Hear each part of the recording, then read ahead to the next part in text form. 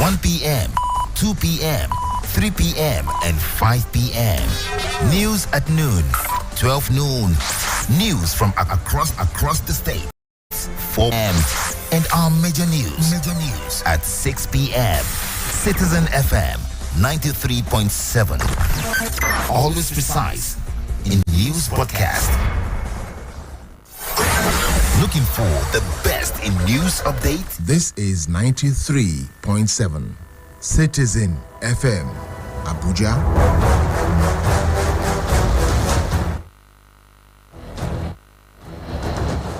Time for news on the hour. Police Service Commission approves salary payment for recent recruited officers. NAFDAC expresses worry over misuse of pesticides. And Crystal Palace promises to ban supporter over racist gesture. Good evening. It's a warm welcome to Citizen FM News at 6. I am Bolawala Makinde. President Muhammadu Buhari has said his administration has restored the confidence of the nation's security forces through huge investment in military hardware and training. Speaking through Vice President Yemi Osinbajo in Enugu at the grand finale of the Nigeria Air Force 59th anniversary celebration, the president expressed delight at the present performance of the Nigerian armed forces, noting that the huge investments were yielding dividends. He said his administration has been able to revitalize the Nigerian armed forces and had in line with his promise to prioritize the restoration of professionalism in the military for effective discharge of their responsibilities, made substantial investments in acquiring new platforms and other support equipment for the military and other security agencies. The Police Service Commission has approved salary payments for the 2021/2022 police recruits who passed out of police colleges and informal police work. Head Press and Public Relations PSC Ikechukwu Ani stated this in a statement in Abuja.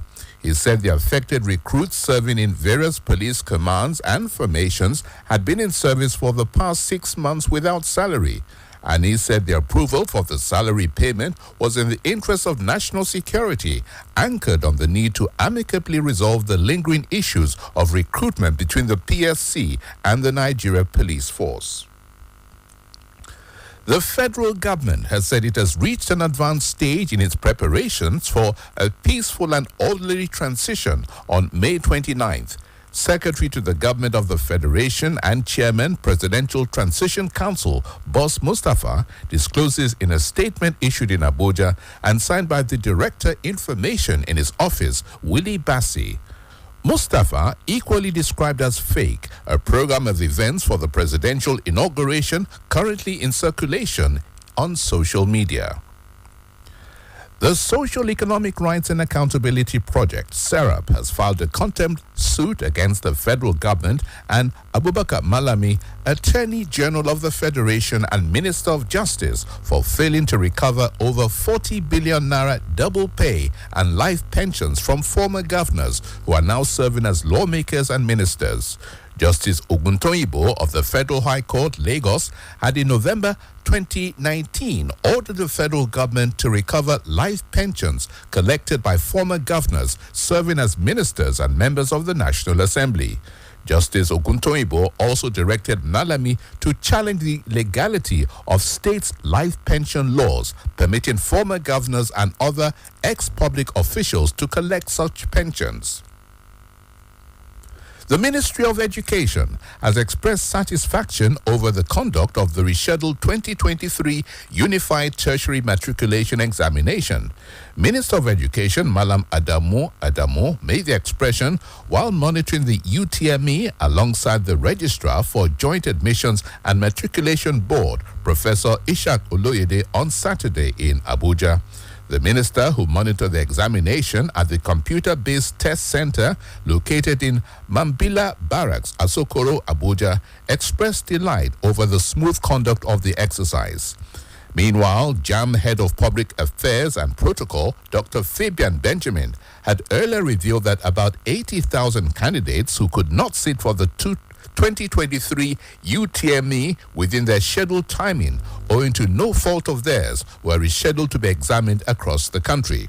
According to Benjamin, the affected candidates include those who were verified at their centers but could not sit for the examination, those who could not be biometrically verified, and those with mismatched data, amongst others. It will be recalled that a total of 1,586,765 candidates registered for the 2023 UTME. Minister of Aviation, Senator Hadi Siddiqui, today in Islamabad, Pakistan, met with various government officials in civil aviation, trade and commerce to foster economic and trade relations and promote commencement of direct flights between Nigeria and Pakistan. The mission, which was facilitated by the Ministry of Foreign Affairs of Nigeria in collaboration with the Africa Center for Asia Plus B Studies, made it possible for the minister to engage with the acting secretary of Pakistan's Ministry of Aviation, President, Islamabad Chamber of Commerce and Industry, and the Minister of Commerce of Pakistan. They also agreed that the subsisting bilateral air services agreement between Nigeria and Pakistan be revitalized within the shortest possible time. To actualize the plan, directives were given to officials of both countries present at the meeting to immediately review the BASA and come up with a workable memorandum of understanding that would ensure early commencement of direct flights. They also expressed the view that the volume of passenger traffic should quadruple from the 7,300 recorded last year, as it was noted that the two countries have the advantage of population towards making it happen. Receiving the Honorable Minister of Aviation and his delegation, the President of the Islamabad Chamber of Commerce and Industry, Ashan Bakwatari, expressed delight for the Honorable Minister's visit, as it would provide the latitude to lay a solid foundation for the promotion of trade relations between Nigeria and Pakistan. The Director General, World Trade Organization, Ngozi Okonjo-Iweala, has said that the intra-Africa trade tariff is too high at 435% and is detrimental to trade activities as well as the implementation of the African Continental Free Trade Area. The DG said this while speaking at a Trade Integration in Africa high-level event themed Unleashing the Continent's Potential in a Changing World, held in Nairobi. This high tariff, she said, is one of the reasons for the low trade volume among African countries, which stands between 13 and 18%, while other blocs like the European Union achieve 60% internal trade activities. The Corps Marshal, Federal Road Safety Corps, Dauda Abu, says the introduction of new number plates has helped agencies like the police, the Economic and Financial Crimes Commission, and the Independent Corrupt Practices and Other Related Offences Commission to track criminals. Biu, in a recent interview with newsmen, pointed out that the new number plates had helped in the recovery of 383 stolen vehicles within 10 years, noting that since the new design of the number plates was introduced in 2011, over 12 million of the number plates had been produced. He noted that the data capture in the process of obtaining the new number plates had provided a robust database for the FRSC, which other agencies could benefit from. The National Agency for Food and Drug Administration and Control, NAFDAC, is soliciting the cooperation of stakeholders and the general public to rid the country of hazardous pesticides. Agency Director General Professor Mojisola Adeyeye said this in a statement issued to newsmen by its resident media consultant Olushayo Akintola in Abuja. According to her, pesticides are applied both indoors and outdoors for the management of pests, vector-borne diseases, and for crop protection. Adeyeye said that pesticides are sometimes impregnated in textiles, paints, carpets, and treated wood to control pests and fungi. She said what was worrisome was the toxicity associated with the misuse and abuse of pesticides as it affected food safety and food security.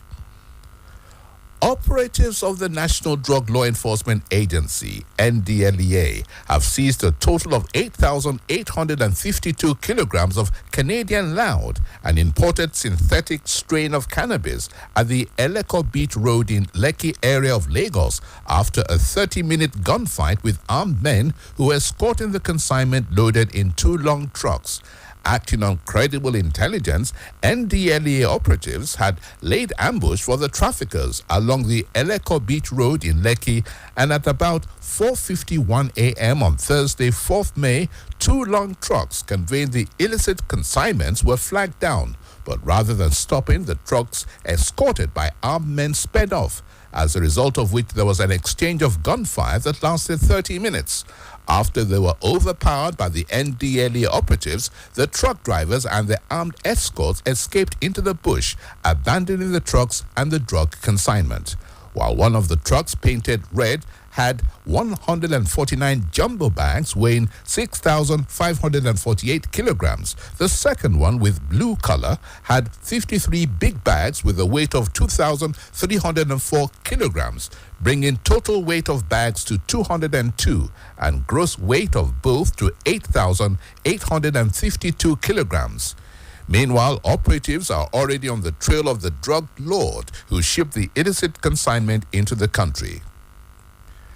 A nutritionist, Uju Onwara, has said that breastfed babies have a lower risk of type 1 diabetes, cardiovascular disease, and obesity later in life. Onwara said this in an interview with newsmen in Abuja. According to her, the fact that for newborns, breast milk is the best source of nutrients, breastfeeding has also advantages that continue into maturity. The Civil Society Legislative Advocacy Center has kicked against the $800 million loan the Buhari-led administration wants to take from the World Bank as palliative to cushion the impact of the proposed subsidy removal by June 2023. This was contained in a statement signed by the Executive Director, CISLAC, Anwar Rafsanjani described the move by Buhari as strange on the heels of funding fuel subsidy removal palliatives. Nigeria and other countries, especially in Africa, will benefit from the United Kingdom's new vision, which aims to improve global prosperity and reduce poverty through building patient and long-term partnerships. The UK International Development Minister Andrew Mitchell made this known in his first major speech since taking office, as he set out a new vision to increase global prosperity and reduce poverty through building partnerships with other countries. According to him, the British High Commission in Abuja, the United Kingdom will be using the UK Foreign, Commonwealth and Development Office global footprints, which brings together development and foreign policy as a powerful force. In foreign news, over 23,000 people have fled ethnic violence in northeast India that has reportedly killed at least 54 people. This was stated by the army, although there was no new major violence overnight. The unrest in Manipur state erupted after a protest march by a tribal group last week sparked clashes with vehicles and houses set on fire and authorities firing tear gas. The military has deployed thousands of troops to the state bordering Myanmar, issued shoot-at-sight orders in extreme cases, imposed curfews, and cut the internet. In sports, Crystal Palace has promised to ban a supporter after he was seen on video making what appears to be a racist gesture towards Tottenham's South Korean forward Son Heung-min. The incident occurred in the 89th minute of Spurs' 1-0 win when Son was substituted. As the South Korean captain left the pitch at the Tottenham Hotspur Stadium, he had to walk past a section of Palace supporters, one of whom made the gesture. And now, before we end Citizen FM News at 6, here is another look at our highlights. The Police Service Commission PSC has approved salary payment for recently recruited officers. NAFDAC has expressed worry over the misuse of pesticides. And Crystal Palace has promised to ban a supporter over a racist gesture. And that has been Citizen FM 93.7 News at 6. I am Bolawala Makinde. The news was edited by Aisha Shuaibu Bedegi. To listen to us online, do visit www.citizenfm.ng. Follow us on social media, Facebook at Citizen FM Abuja, Instagram at Citizen FM.